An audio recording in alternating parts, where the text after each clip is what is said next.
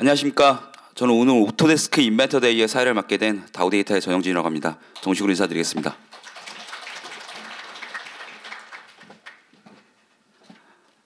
네, 금일 세미나는 2D와 3D 설계에 더욱 효율적으로 진행하기 위한 오토데스크만의 솔루션 및 사례를 소개해드리기 위한 자리입니다. 인벤터 2018의 강점과 신기능 그리고 더욱 강력해진 인벤터의 워크플로우와 업무 효율성 향상 방법까지 다양한 내용을 알차게 준비하였으니 끝까지 자리에 함께 하셔서 알찬 정보 얻어가시길 바라며 세션 도중에 궁금하신 내용 있으시면 여러분 지금 테이블 앞에 포스트잇에 작성을 하셔서 홀 뒤편에 마련된 Q&A 보드에 붙여주시면 감사하겠습니다. 또한 세션에 앞서 소지하시는 핸드폰은 모두 매너 모드로 변경 부탁드리겠습니다. 그럼 본격적인 세션에 앞서서 오토데스크 정종호 상무님 모셔서 인사 말씀 듣도록 하겠습니다. 큰 박수 부탁드리겠습니다. 안녕하십니까. 오토데스크 제조사업부에 근무하고 있는 정종호입니다. 반갑습니다. 우선 오늘 저희 인벤터 데이에 참석해 주신 저희 인벤터 사용자 여러분 그리고 파트너 여러분께 감사의 말씀을 드리겠습니다.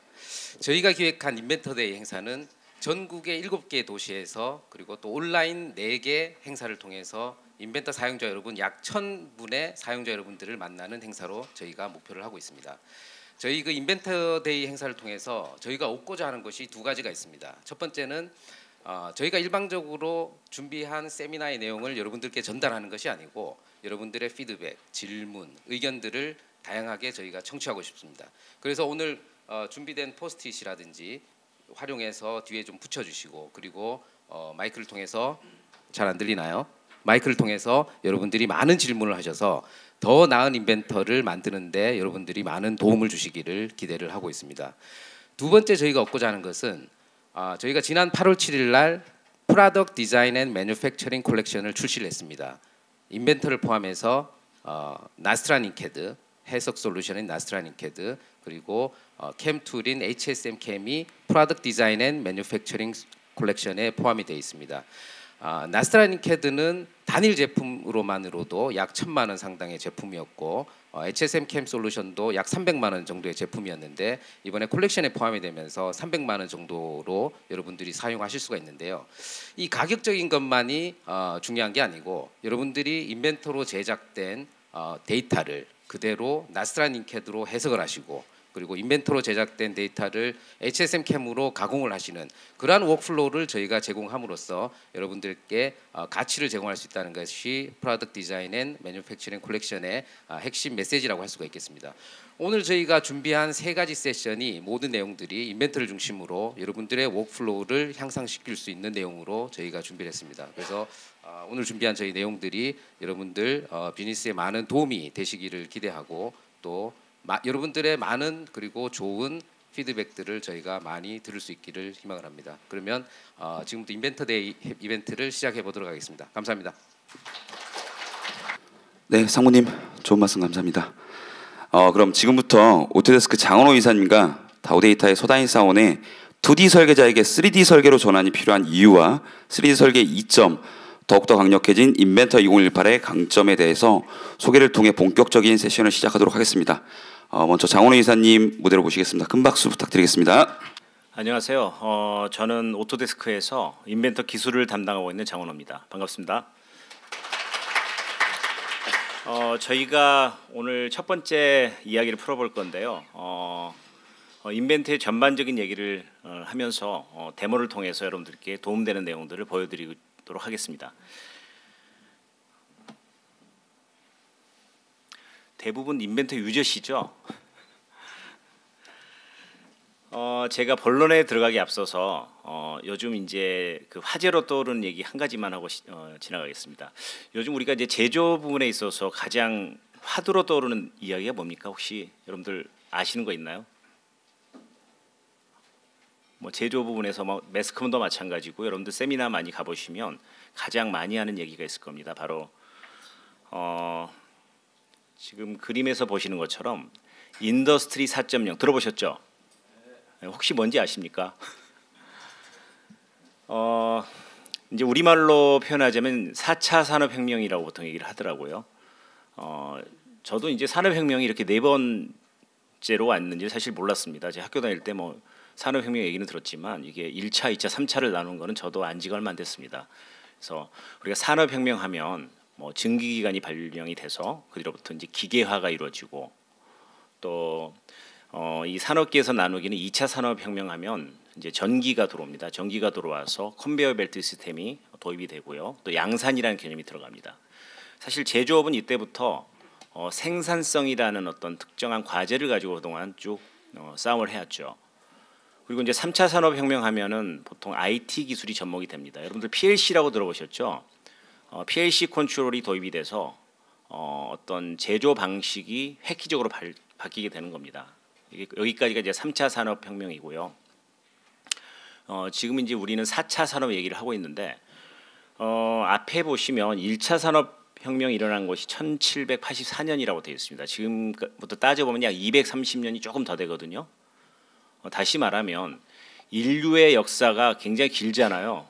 인류의 역사에 비례해 볼 때 우리가 산업이 발전한 시간은 정말 짧았다는 겁니다. 거의 200년 정도 만에 많은 것들이 만들어진 겁니다. 그럼 앞으로는요 더 많은 것이 짧은 시간 동안에 이루어질 거라고 저는 생각이 듭니다. 그래서 이 4차 산업혁명 잠깐 말씀드리면 4차 산업혁명이라고 한다면 이제 사실은 요즘 소위 말하는 IT 기술이 좀 더 고도화돼서 뭐 클라우드 또 뭐 빅데이터, 뭐 모바일 뭐 이런 얘기들 많이 하거든요. 특히 또 IoT 얘기도 많이 하고 있죠. 그래서 4차 산업혁명은 사실은 어떤 제조 방식의 변화라고 볼 수가 있는데요. 제조 방식의 어떤 그 혁명을 일으켜서 좀 더 획기적인 어떤 생산 방식을 꾀하는 것이 바로 4차 산업혁명이라고 표현할 수가 있습니다. 저희 인벤터가 나온 지가 이제 올해로서 한 19년 정도 됐습니다. 뭐 1999년생이거든요. 혹시 알고 계셨습니까? 네. 그래서 20년이 조금 안 됐는데요. 인벤터라는 제품의 철학도 이 4차 산업혁명과 상당히 비슷합니다. 우리가 이제 제조를 하다 보면요, 크게 세 가지의 어떤 그 뭐라고 할까요? 키워드에 접하게 됩니다. 뭐 혁명이란 얘기, 혁신이란 얘기, 그다음에 또 생산성이란 얘기, 그다음에 프로세스라는 얘기를 굉장히 많이 하죠. 그래서 인벤터라는 그 제품의 어떤 기본적인 본질은 어떤 제조를 하는 데 있어서 그 설계 방식에 대한 혁신을 꾀하는 겁니다. 그러니까 과거에 2D로 만들었던 여러 가지 그 프로세스들을 3D로 혁신하면서 생산성을 극대화하고 품질을 유지하는데 인벤터의 본질이 있습니다. 그래서 오늘 저는 조금 백투 더 베이직이라고 하죠. 약간 기초로 돌아가서 과연 2D하고 3D의 어떤 차이점을 잠깐 설명을 드릴 거고요. 또 이러므로서 인벤터에서 여러분들이 어떻게 활용을 해서 여러분들 업무에 좀 도움이 되는 어떤 프로세스들을 데모를 통해서 소개를 드리고자 합니다. 제품 설계 프로세스를 잠깐 말씀드려 볼까요? 일반적으로 설계 프로세스가 굉장히 이제 복잡합니다. 가장 처음 이루어지는 것이 바로 제품의 정의가 있을 거고요. 형상화를 거쳐서 이제 개념 설계 단계에 들어가게 되죠. 그리고 뭔가 좀 분석이 된 다음에 상세화에 들어갑니다. 이 상세화 단계에서 이제 좀 더 구체적인 내용이 될 거고요. 그리고 나서 나중에 합성 작업이 들어갑니다. 이 합성 단계라는 것은 개념 설계에다가 여러 가지 물리적, 수학적 수식들이 결합이 돼서 좀 더 구체적으로 형상이 나오는 겁니다. 그리고 나서 이제 상세 설계에 들어가는 것이죠. 보통 상세 설계 단계에서 이제 제품의 모습이 나타나게 됩니다. 그리고 마지막으로 검사를 통해서 제조 단계에 이르게 되는데요. 이 제조 설계 프로세스, 제품 설계 프로세스를 보면 굉장히 복잡하죠. 이것을 좀 더 간편하게 좀 풀어보겠습니다. 먼저 이제 2D적인 프로세스를 좀 설명을 드리면요. 여러분들이 사실 과거에는 2D 설계 위주로 보통 디자인을 했지 않습니까? 개념 설계, 뭐 상세 설계, 그리고 검토 단계를 거쳐서 시제품을 제작할 거고요. 그다음에 양산 단계에 돌입하게 되는 것이 일반적인 제조의 프로세스입니다. 자, 그런데요. 이 2D 설계의 가장 큰 문제점은 무엇일까요?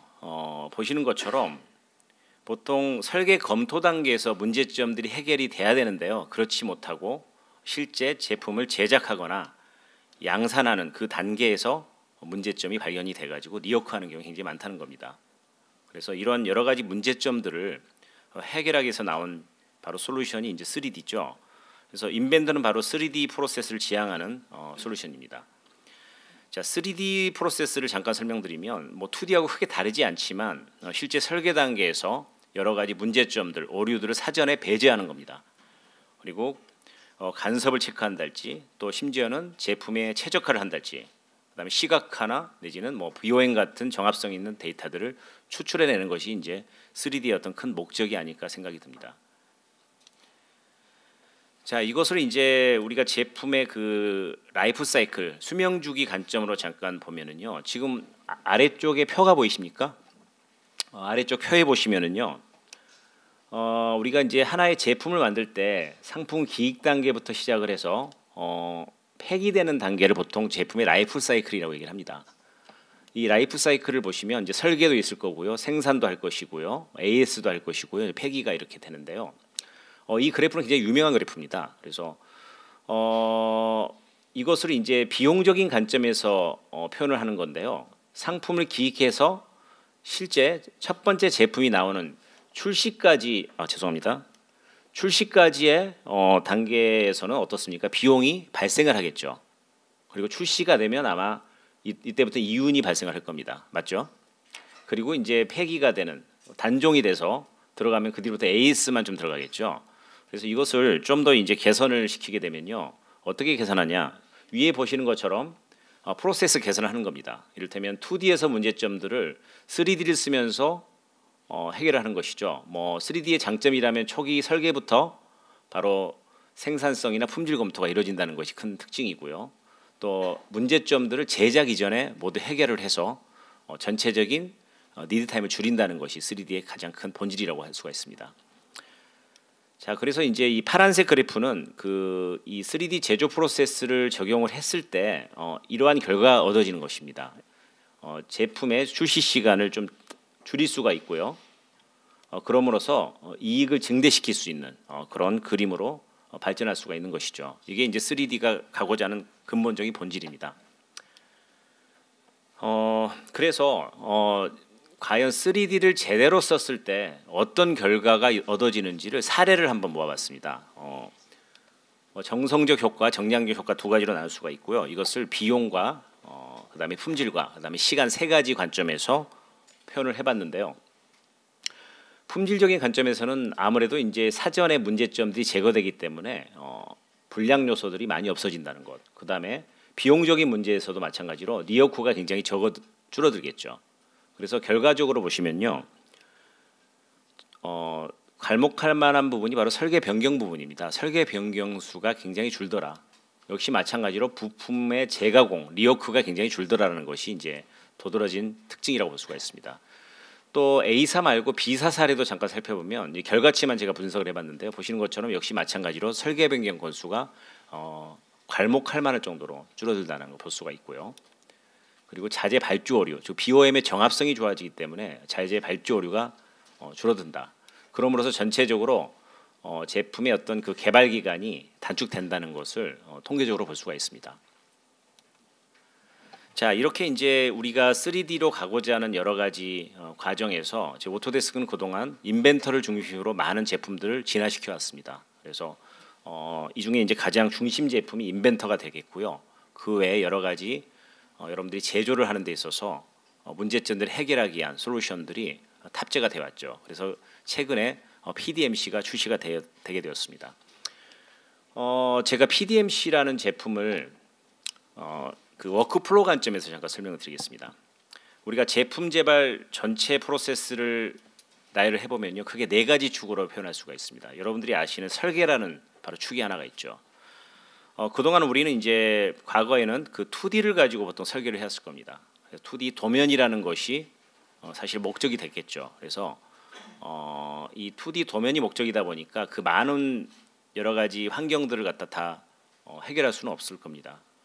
그래서 이제 3D라는 것이 도입이 될 거고요. 바로 인벤터가 그 역할을 해주는 것이죠. 그래서 인벤터에서는요, 보시는 것처럼 제품의 그 단계적 개발 프로세스들을 다 지원합니다. 뭐 이를테면 개념 설계 단계부터 시작을 해서 보시는 것처럼 뭐 특수 설계라고 하죠. 시트 메탈이나 프레임, 뭐 특수 공정 설계 같은 이런 환경들도 지원할 수가 있고요.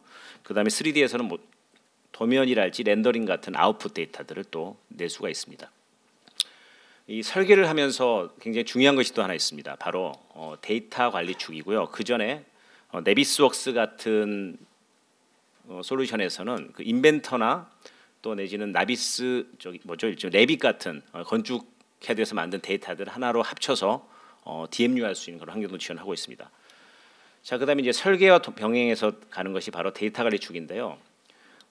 이 PDMC 안에는요 볼트라고 하는 데이터 관리 솔루션이 기본적으로 탑재되어 있습니다. 그래서 일반적인 문서 관리는 물론이고요, 오토캐드 2D나 인벤터 3D 데이터를 관리를 할 수가 있고요. 그다음에 검색이나 설계 복사 이런 기능들도 제공을 하고 있습니다. 이것을 좀 더 발전을 시키면 바로 인벤터 볼트 프로라는 것을 통해서 좀 더 많은 것들을 이뤄낼 수가 있습니다. 예를 들면 BOM 관리랄지 또 내지는 가장 설계자들이 간지러운 부분이죠. 설계 변경 관리, 설계 이력을 관리할 수 있는 솔루션들도 사용하실 수가 있고요. 자, 그다음에 한 가지 중요한 축이 하나 있습니다. 바로 검증 축입니다. 그래서 여러분들이 그 잘 알고 계시는 인벤터 안에 있는 해석 솔루션이 들어가 있죠. 이것보다 좀 더 한층 더 나아가서 나스라니 캐드가 들어와서 선형은 물론이고 비선형 구간까지도 해석할 수 있는 전문 해석 툴이 탑재가 되었습니다. 그리고 가공 축에서는요 바로 HSM 캠이 탑재가 돼서 2D 평면 가공부터 시작을 해서요, 뭐 3D나 또 5.5축 같이 좀 고난이도의 해석 가공도 해보실 수가 있습니다. 자, 이렇게 이제 복잡한 프로세스를 제가 쭉 설명을 드렸는데 여러분들이 여전히 고민이 많으실 겁니다. 뭐 3D 툴을 앞에 접해 보면 뭐부터 해야 될지 사실 막막한 경우가 굉장히 많죠. 3D 설계를 어떻게 해야 될 것이고 또 개념 설계는 어떻게 해야 될 것이고 오토캐드 데이터는 어떻게 활용해야 될 것이고 여러 가지 문제점들에 대해서 직면하게 됩니다. 그래서 오늘 저희는 데모를 통해서 여러분들의 문제점들, 고민거리들을 좀 더 해결하는 방법을 설명드리고자 합니다. 오늘 데모는 크게 두 가지로 나눠서 보여드릴 거고요. 첫 번째는요, 어셈블리 기반의 설계. 다시 말해서 인벤터란 툴은 어셈블리 중심의 툴입니다. 그래서 어셈블리 내에서 어떻게 파트를 생성하고 또 기존의 파트를 장착을 하고 또 검증을 어떻게 하고 이런 프로세스들을 잠깐 설명을 드릴 거고요. 그다음에 요즘은 이제 사실 그 멀티캐드 환경이라고 보통 표현하는데요. 인벤터만 사용할 수 있는 것이 아니라 뭐 협력사 협업을 하는 단계에 있어 보시면 다른 회사의 캐드, 다른 포맷의 3D 데이터를 쓰는 경우도 굉장히 많죠. 그래서 이런 경우에 어떻게 협업을 할 수가 있고 또 사용을 할 수가 있는지에 대한 설명을 좀 드리겠습니다. 그리고 3차원 상태에서 좀 더 효과적으로 편집을 할 수 있는 그런 메소드를 설명을 드리겠습니다. 데모는 다오데이터의 서다인 씨께서 진행해 주시겠습니다.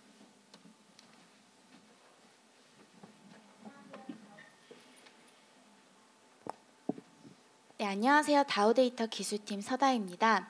앞서서 이제 이사님께서 PDMC에 대한 설명을 좀 진행해 주셨는데요.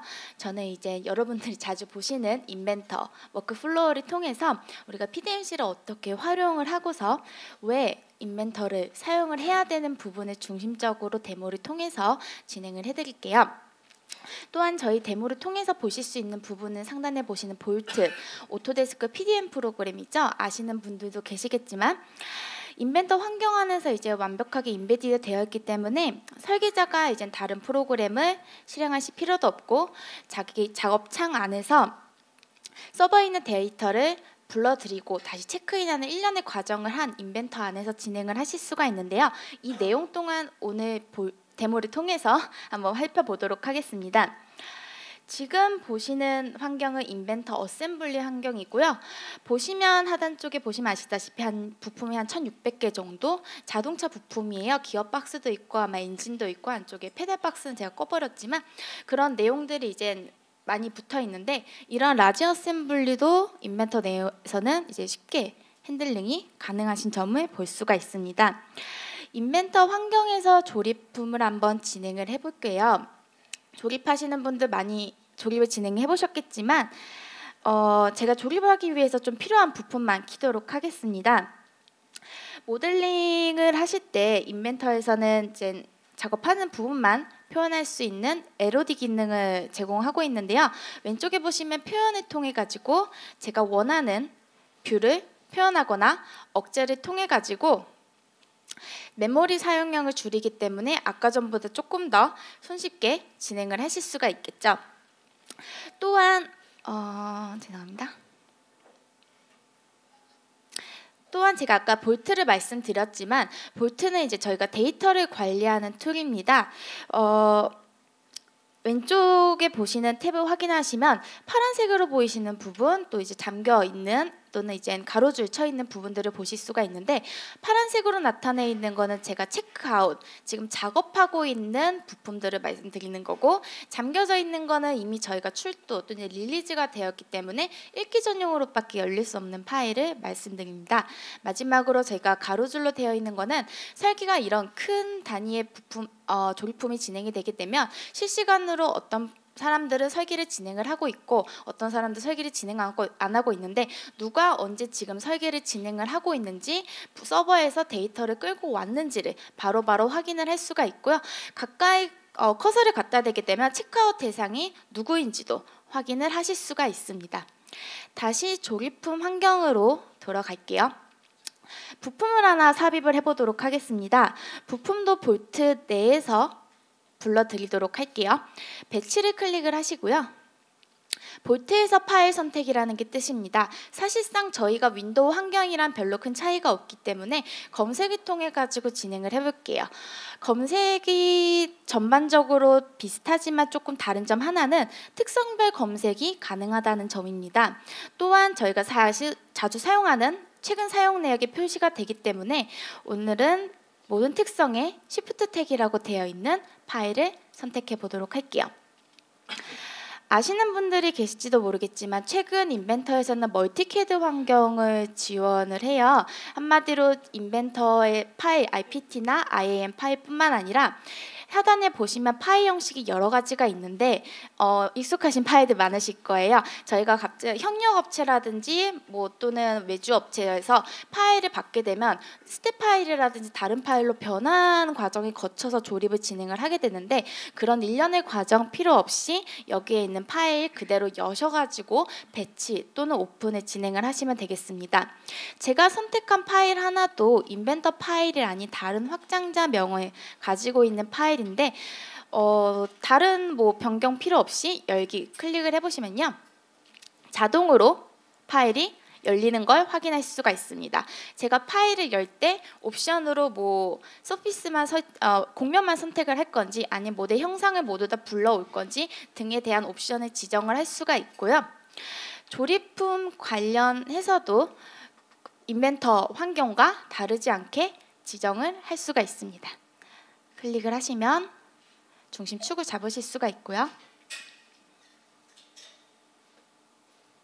그리고 마찬가지로 다른 한쪽 면도, 지금 제가 열어놓은 파일은 이제 액추레이터인데요. 링키지 부분과 맞출 수 있도록 간단하게 조립을 진행을 할 수가 있겠죠. 그렇게 되면 지금 다른 업체에서 가져온 파일도 이렇게 진행을 하시면 되시고요. 타사 캐드를 한번 조립을 해봤으면 인벤터 파일을 한번 열어보도록 하겠습니다. 마찬가지로 볼트 탭에서 배치 클릭하신 다음에 이번에 검색을 한번 다르게 진행을 해보겠는데요. 인벤터에서 아까 제가 윈도우 환경과 검색이 비슷하다고는 말씀드렸지만, 볼트 환경에서 파일을 검색하는 거는 저희 로컬에서 파일명을 검색하는 것과 다르게 서버에 있는 DB를 통해서 검색이 진행이 됩니다. 그러니까 검색이 저희가 윈도우 환경에서 걸리는 시간보다 훨씬 빠르게 단축시킬 수도 있고, 밑에 보시면 특성별 검색이라는 내용들도 확인하실 수 있다시피 저희가 BOM에 작성되는 BOM 내용, 예를 들어서 관리자라든지 재질이라든지 부품 번호 또는 프로젝트 단위별로 검색을 하실 수가 있고요.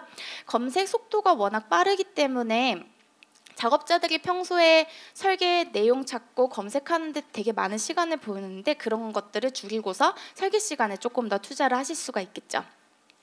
이번 그럼 저는 설명에 실렉터라고 되어 있는 부품을 한번 검색을 해보도록 하겠습니다. 검색을 하게 되면 이렇게 세 가지 파일이 나오게 되는데, 그중 제일 상위 개념인 조립품을 열기, 클릭해서 배치를 하겠습니다. 지금 오신 분들이 설계자분들이 많으시기 때문에 아시겠지만 자동차나 이젠 저희 항공기 같은 경우는 원점 기준으로 부품이 작성이 되죠. 그렇기 때문에 이런 부품들도 모두 다 원점 기준으로 작성된 도면이기 때문에 원점 고정 배치를 통해서 간단하게 배치를 진행을 했고요. 저희가 이제 부품을 조립을 했는데 상단에 보시면 여기 뒷부분에 기어 박스랑 지금 하단에 링키지 부분이 조금 맞지 않는 거를 확인할 수가 있어요. 저희가 설계자들이 가장 싫어하는 거가 설계 변경이죠. 만약에 제가 뒤에 있는 기어 박스라든지 다른 부품이 설계 변경이 이루어졌거나 또는 설계를 했는데 맞지 않는 부분이 따로따로 설계를 하고 맞지 않는 부분이 있었을 때 이 조립품을 기반을 해가지고 설계 변경을 진행을 할 수가 있습니다.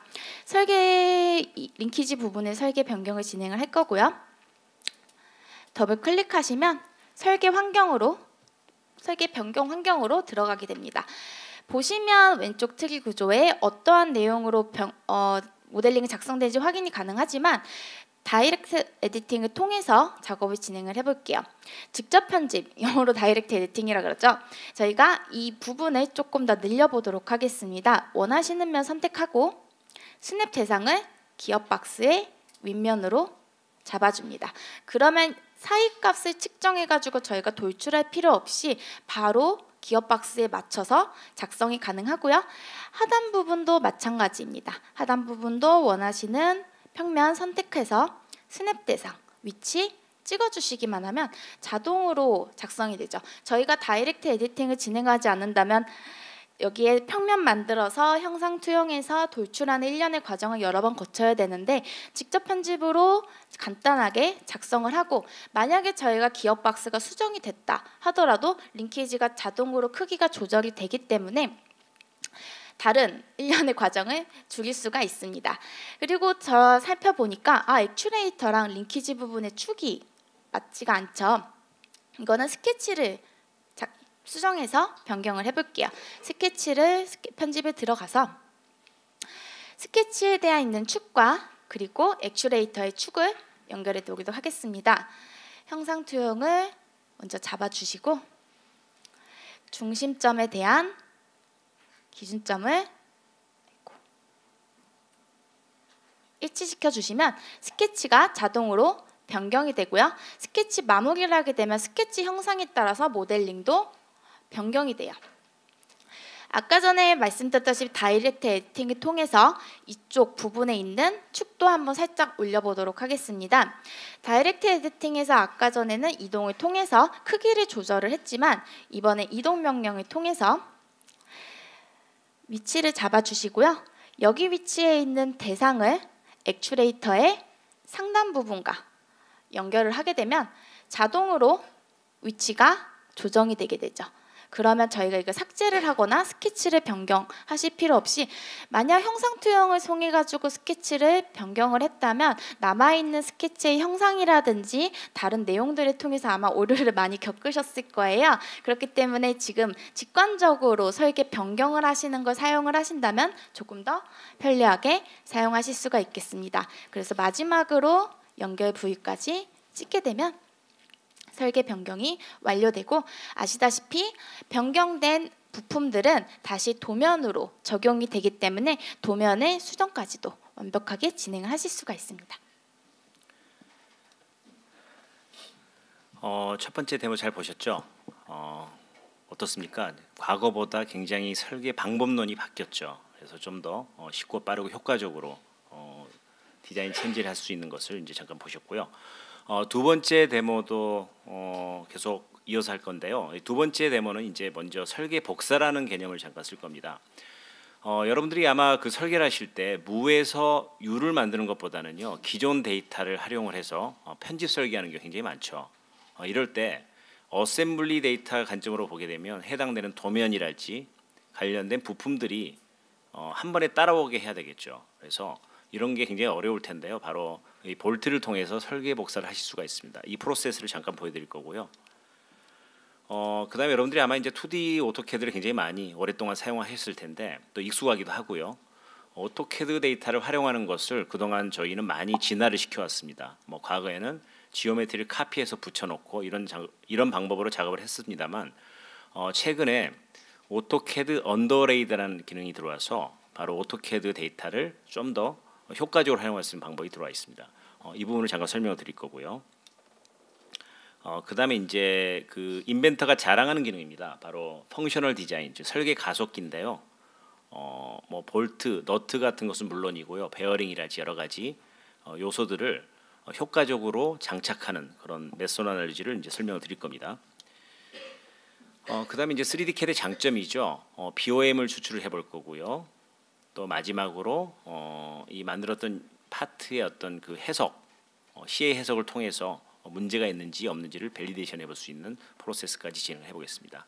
계속해서 진행해 주시죠. 네, 계속해서 데모를 진행하도록 하겠습니다.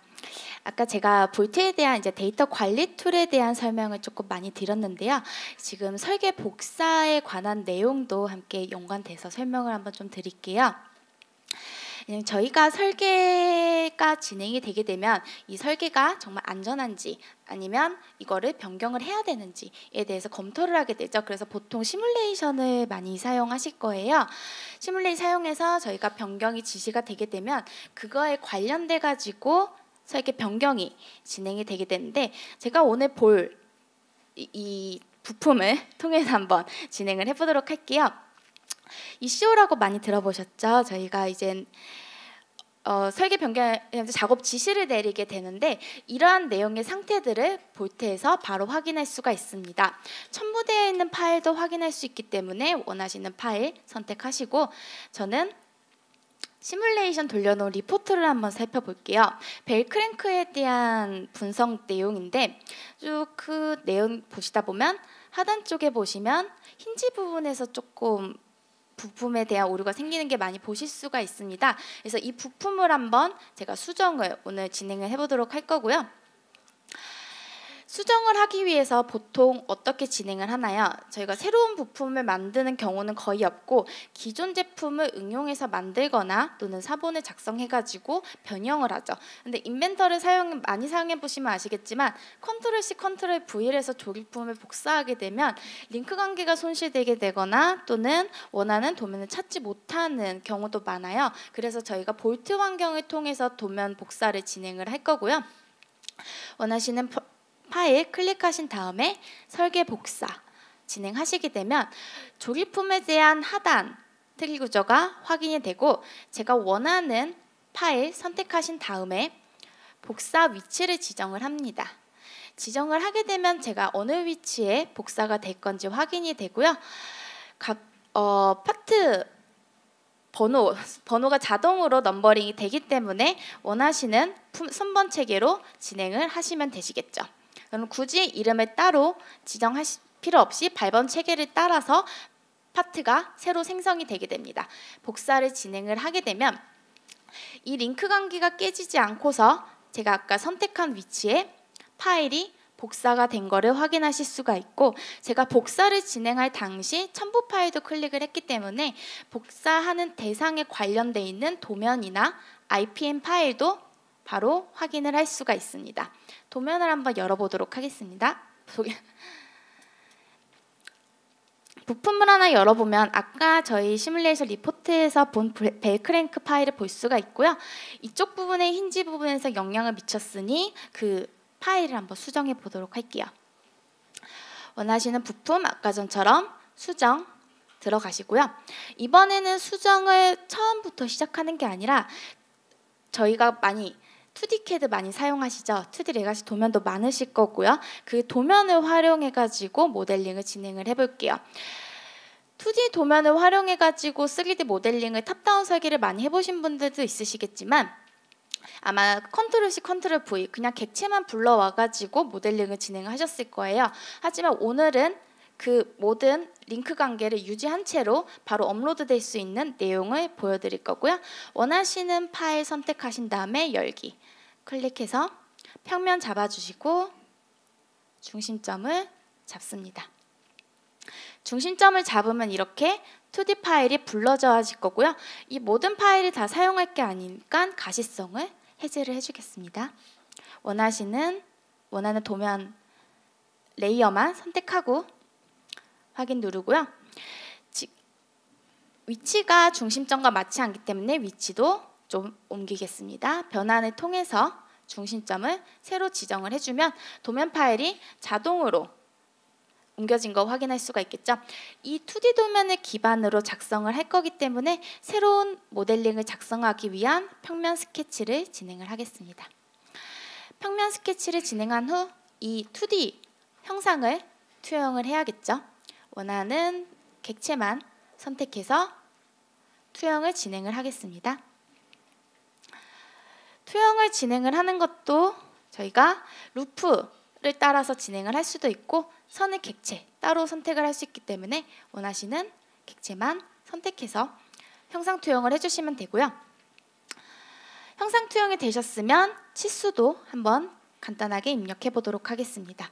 이 치수는 저희가 폭을 지정하기 위해서 빼내는 치수라고 보시면 되세요.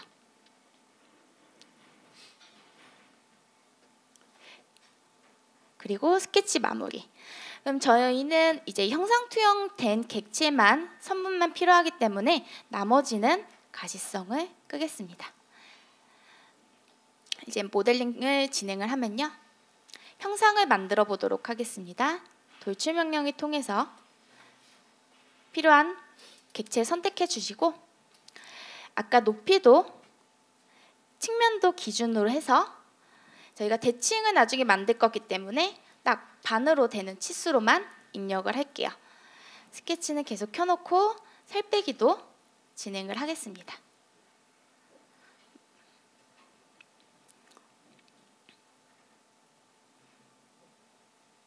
이렇게 되면 저희가 굳이 치수를 입력하거나 다른 도면을 작성할 필요 없이 다 2D 도면에 나와져 있는 내용만으로도 모델링을 작성을 할 수가 있겠죠.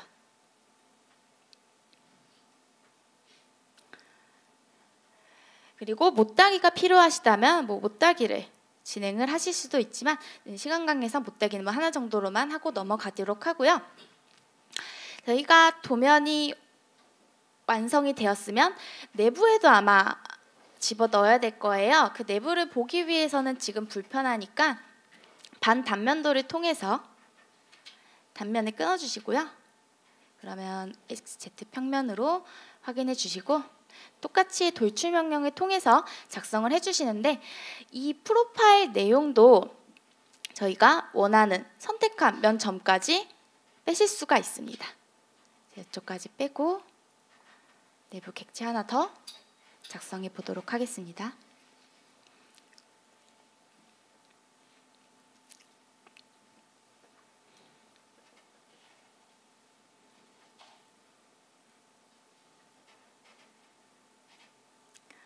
작성을 하게 되면 이제 이러한 객체를 만드실 수가 있고요. 아까 제가 딱 반을 잘라서 만들었기 때문에 미러를 통해서 객체를 선택하시고 미러 평면 잡아주시면 아까 전에 모형에 맞춰서 모델링을 2D 도면에 기반한 모델링을 작성할 수가 있겠죠. 그리고 아까 언급을 한번 저희가 살짝 드리긴 했는데 인벤터에서 되게 강력한 기능 중에 하나가 다양한 콘텐츠 라이브러리를 제공한다는 점입니다. 저희도 다 세어보지는 않았는데 제가 듣기로는 한 47만 가지 정도 있다 그래요. IS 규격, GIS 규격, 여러 가지 표준 부품을 제공하고 있기 때문에 그 부품들을 사용을 해서 작성한다면 굳이 저희가 구매품들을 모델링 하실 필요가 없겠죠. 컨텐츠 센터 배치를 들어가시면요. 보신 분들도 계시겠지만 샤프트 부품, 조임새 같은 거 많이 사용하잖아요. 저는 저희 내부에 베어링을 한번 삽입해 보도록 하겠습니다. 자주 사용하시는 부품들을 이렇게 즐겨찾기 추가해가지고 굳이 찾을 필요 없이 넣어두시면 되고요. 베어링을 하나 꺼냈는데 이게 치수가 어떻게 되는지 어떤 스타일로 되어야 되는지는 상당히 제가 안쪽 내부 축을 클릭을 하시면 자동으로 치수가 맞춰서 작성이 되고요. 설계 가속 기능을 통해서 자동으로 계산이 되어서 나타납니다. 그래서 확인을 누르시면 베어링을 모델링하거나 아까 제가 내부 형상을 만들었지만 한 번도 치수라든지 또는 여기부터 거리가 몇이라든지 찍은 적이 없지만 자동 드롭을 통해 가지고 여기에 맞춰지는 베어링을 삽입을 할 수가 있겠죠. 이렇게 완료가 됐다면 저희는 모델링을 도면을 뽑아야겠습니다. 아까 전에 제가 도면 파일도 자동으로 복사됐다고 말씀드렸잖아요. 이 도면 파일을 한번 열어볼게요. 도면 파일을 열게 되면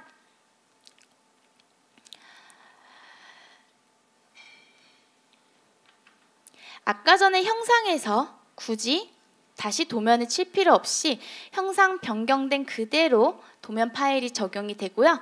BOM 속성이나 품번 기호도 자동으로 삽입하실 수가 있습니다. 부품 리스트 클릭하신 다음에 원하시는 설정 입력하시고 확인 누르시면 원하는 위치에 BOM 리스트 작성할 수 있고요. 내부에 있는 BOM 커스터마이징 하시거나 또는 부품이 추가됐다 하시면 BOM도 자동으로 반영이 됩니다. 품번 기호 또한 마찬가지로 일일이 삽입하시는 게 아니라 자동 품번 기호 통해서 원하시는 품번 기호 객체 선택하고 입력하시면 자동으로 입력되는 걸 확인할 수가 있습니다. 사실상 모델링이 어렵다, 도면이 치는 내용이 어렵다기보다는 이렇게 자잘한 수정 작업 때문에 설계자들이 되게 많이들 어려움을 겪으시는데 이런 내용들을 한번 세팅을 해두면 저희가 설계 변경이라든지 앞으로 대처하는 데 있어서 자동으로 진행이 될 수가 있겠죠. 아까 전에 이 부분이 저희가 문제가 있어서 모델링을 작성을 했는데 그러면 지금 이거는 안전한가에 대해서도 검토를 한번 해봐야 될 것 같습니다. 이번 PDMC, 그러니까 프로덕트 디자인 매니팩처 컬렉션에 새롭게 들어온 제품을 보시면 나스트라니케드라고 해석 솔루션이 있어요. 해석 많이, 저는 해석 엔지니어가 아니어서 정확히 모르겠지만 해석하시는 분들은 이제 다른 솔버를 사용해서 그거에 대한 모델링을 만들고 모델링 파일을 해석을 하고 다시 결과값을 도출을 하는데 인벤터 안에서 바로 해석으로 넘어가서 해석을 돌리고 다시 인벤터 환경으로 돌아와서 수정을 한 다음에 그 결과치를 다시 뽑아낼 수 있기 때문에 그 일련의 과정을 많이 줄일 수가 있고요.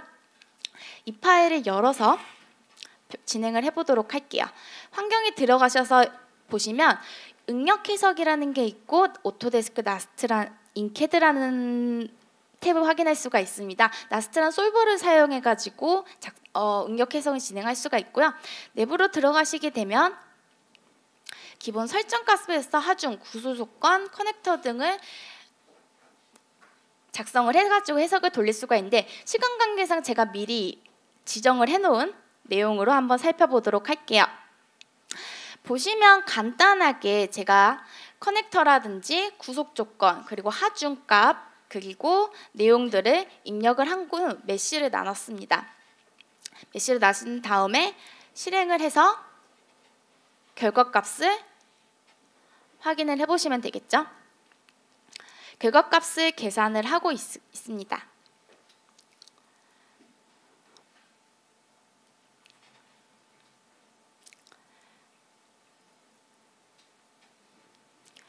결과가 진행이 되면 아까 전보다 얼마나 더 나아졌는지 완료가 됐고요.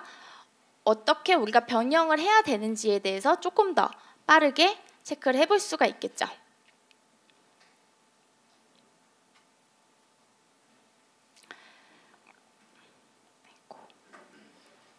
보시면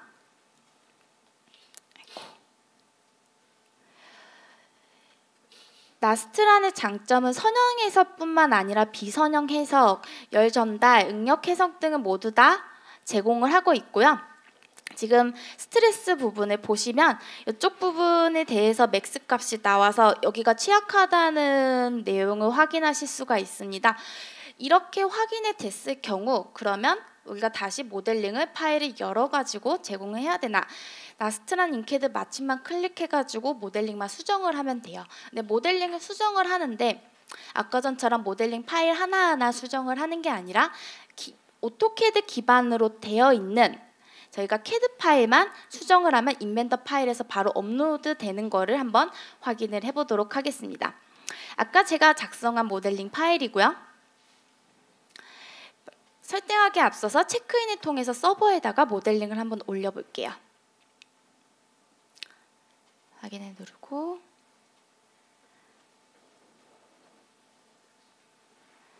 아까 제가 작성한 조립품 환경도 체크인을 한번 하도록 하겠습니다. 체크인을 하게 되면 이제 아까 말씀드렸다시피 서버에서 그 작업 환경 모델링이 올라갔다는 걸 나타내고요. 제가 아까 사용한 CAD 파일을 열어서 수정을 진행을 할게요.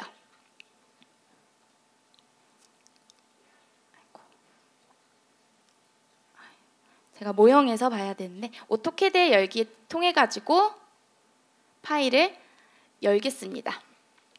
파일을 열게 되면 아까 전에 제가 봤던 그 도면 내용을 바로 확인하실 수가 있고요. 이쪽 부분이 치였기 때문에 스트레치를 통해서 모델링을 살짝 수정을 해볼게요. 원하시는 선 선택하시고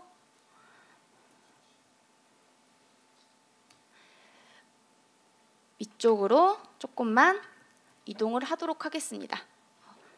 죄송합니다.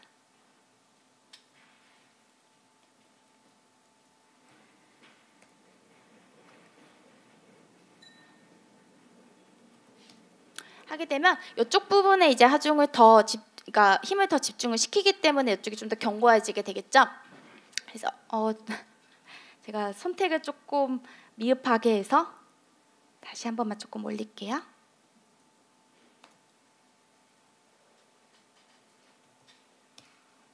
하게 되고 제가 이제 체크인을 통해서 다시 이 파일을 서버에 올립니다.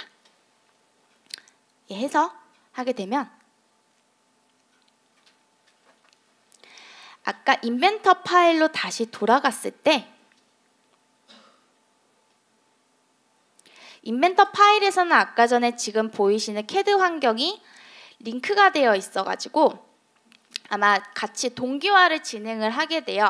그러면 굳이 제가 여기 들어가가지고 따로 도면을 볼 필요 없이 자동으로 업데이트가 진행이 되게 되겠죠.